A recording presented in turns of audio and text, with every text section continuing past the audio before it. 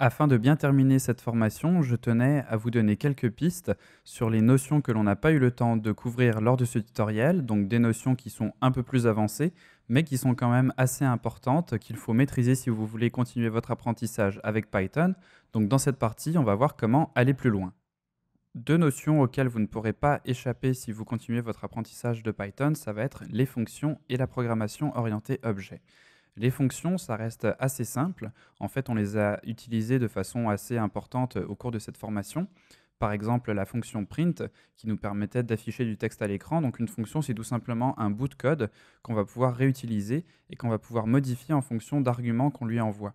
Donc là encore, par exemple, avec la fonction print, à laquelle on envoie une phrase ou un nombre ou quoi que ce soit qu'on veut afficher à l'écran. Donc en fonction de ce qu'on donne à la fonction print, elle va nous retourner quelque chose de différent. Donc les fonctions, c'est vraiment très important. Dès que vous voyez que votre code commence à se répéter, que vous avez le même code à plusieurs endroits différents, vous allez pouvoir encapsuler ça dans une fonction. Et même si votre code n'est pas exactement pareil, des fois, on voit qu'il y a des motifs qui se répètent et qu'on va pouvoir en fait mettre un bloc de code à l'intérieur d'une fonction et avec des arguments qu'on va lui envoyer, modifier l'exécution du bloc de code et retourner différents résultats en fonction de ce qu'on veut avoir. Donc c'est vraiment très très pratique et ça c'est vraiment quelque chose que vous allez pouvoir apprendre assez facilement par vous-même. La programmation orientée objet, c'est un gros morceau. Ça aussi, vous allez forcément en entendre parler à un moment ou un autre. Là, ça commence à devenir un peu plus compliqué. On pourrait faire un tutoriel complet juste sur la programmation orientée objet. Donc là, je vous conseille de trouver soit de l'aide, soit vraiment un bon tutoriel à ce sujet, puisque ça peut devenir assez complexe. N'hésitez pas aussi à y aller étape par étape. C'est quelque chose qui peut prendre plusieurs fois avant de s'y acclimater. C'est quand même des notions qui sont assez dures au départ à maîtriser et qui font pas forcément du sens. Et c'est juste avec la pratique, avec l'expérience que vous commencez à avoir des cas de figure dans lesquels vous allez pouvoir utiliser la programmation orientée objet. Et c'est juste à ce moment-là, des fois, que vous allez avoir le déclic et que vous allez comprendre pourquoi c'est vraiment important. Donc voilà, les fonctions et la programmation orientée objet, c'est vraiment les deux choses que je commencerai à regarder si j'étais vous, une fois que vous avez bien maîtrisé les bases par contre, puisque ça demande vraiment de bien comprendre la syntaxe et tout ça. Donc n'hésitez pas à revoir déjà ce tutoriel, à faire quelques exercices avant, et une fois que vous maîtrisez bien tout ça, vous pourrez passer à ces notions un peu plus avancées. L'intérêt de Python aussi, c'est tous les modules qui nous sont offerts et qui nous permettent de faire tout un tas de choses qu'on ne peut pas faire forcément de base. Donc des modules qu'on va devoir des fois installer, des fois ils vont être disponibles directement avec Python. Donc ça, c'est une liste non exhaustive de modules que je trouve très intéressants, qui permettent de faire des choses dans à peu près tous les domaines. Par exemple, on a Pygame, qui est un module qui permet de réaliser des jeux vidéo, certes assez simples, mais tout de même en Python. Donc ça peut être intéressant pour ceux qui sont intéressés par ça. NumPy, qui est un module de calcul scientifique, donc c'est très puissant et ça va nous permettre de faire des calculs assez complexes. Donc si vous êtes dans le domaine scientifique, c'est vraiment un module que vous allez pouvoir explorer et qui va vous intéresser, je pense. Matplotlib, c'est un peu pareil, c'est un module en fait qui nous sert à tracer des courbes, des graphiques. Donc souvent, il est pas mal jumelé avec NumPy, donc on va faire des calculs avec NumPy et après on va afficher le résultat de ces calculs à l'aide de Matplotlib. Donc deux modules qui marchent bien ensemble. On va avoir Django qui est le module, je pense, un des modules en fait le plus utilisé en Python, qui est un framework pour le web. Donc tous les gens qui vont toucher de près ou de loin au web, vous allez forcément rencontrer ce module Django qui est vraiment très puissant et très très utilisé. On va avoir Pillow ou Pil, vous allez voir les deux orthographes.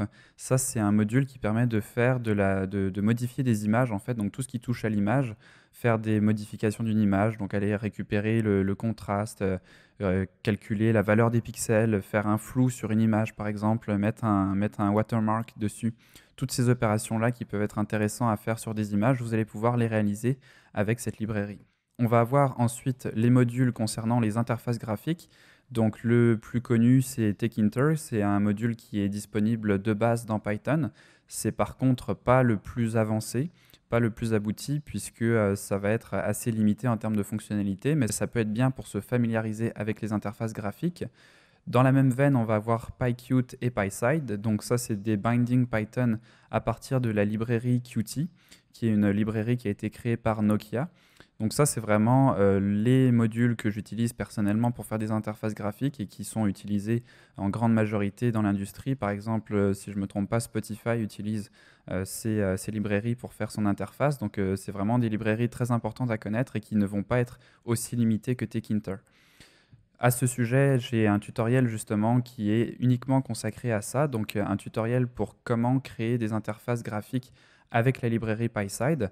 Donc si vous continuez dans la prochaine partie, la section bonus, j'offre un coupon de réduction pour ce tutoriel, donc vous pouvez acquérir cette formation à prix réduit si ça vous intéresse. C'est vraiment un tutoriel assez complet, c'est bien parce que ça va vous permettre d'avoir des exemples plus concrets aussi d'applications qu'on va créer. Donc on fait un éditeur de notes par exemple à l'intérieur de cette formation. Donc ça vous donne à la fois des cas de figure, des exemples pour voir qu'est-ce qu'on peut faire encore davantage avec Python, et ultimement ça va aussi vous permettre de créer donc des interfaces graphiques, puisque pour l'instant nous tout ce qu'on a vu c'était des programmes en invite de commande, donc qui ne sont pas forcément très agréables à utiliser pour des gens qui ne font pas de programmation. Donc le fait de savoir faire des interfaces graphiques, ça va aussi être un énorme atout pour vous, pour les programmes que vous allez faire. Donc voilà, c'est la fin de cette formation, j'espère qu'elle vous a plu. Donc n'hésitez pas à faire plein d'exercices, à pratiquer, c'est vraiment comme ça que vous allez maîtriser les bases de ce langage et que vous allez pouvoir aller plus loin et commencer à créer des programmes de plus en plus complexes. N'hésitez pas à poser des questions sur Udemy, à m'envoyer directement un message, j'y réponds généralement très rapidement. Donc si vous êtes bloqué, n'attendez pas. N'hésitez pas aussi donc à aller chercher de l'aide des façons dont on l'a vu, donc avec les fonctions qu'on a vu pour aller chercher la documentation de Python, et même sur Google. Il y a toujours des gens qui sont là pour vous aider, donc n'hésitez pas à demander de l'aide si vraiment vous êtes bloqué. Et quant à moi, eh bien, j'espère vous retrouver dans d'autres formations Python sur Udemy. Donc je vous dis à la prochaine. Ciao, ciao.